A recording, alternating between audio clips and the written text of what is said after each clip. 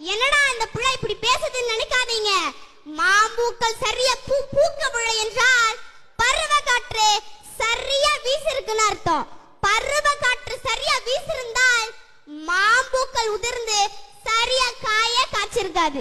கற்ற அறிவு மறந்து போகும், ஆனால் பட்ட அறிவு மறந்து போகாது.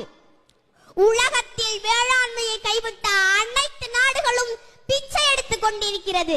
அந்த நிலைமை நமக்கு வந்துவிடக் கூடாது. இங்கு தொழில் வளர்ச்சின்னு சொல்றீங்களே, நல்லா வேலை பார்த்தா சம்பளம் கிடைக்கும். சம்பளம் கிடைச்சா நல்லா சாப்பிடலாம். அப்ப அந்த சாப்பாடு எங்க இருந்து வருது? யாருக்கிட்டையும் பதில் இல்ல. விவசாயத்தை படிக்காதவன் செய்கிற தொழில் என்று நீங்க நினைக்கிறீங்க. விவசாயம் என்பது தொழிலே கிடையாது. அது நம்முடைய பண்பாடு, வாழ்வியல் என்பதை நீங்க புரிஞ்சுக்கணும். விவசாயத்தை படிக்காதவன் செய்கிற தொழில் என்று நீங்க நினைச்சீங்கன்னா படிச்சவனுக்கு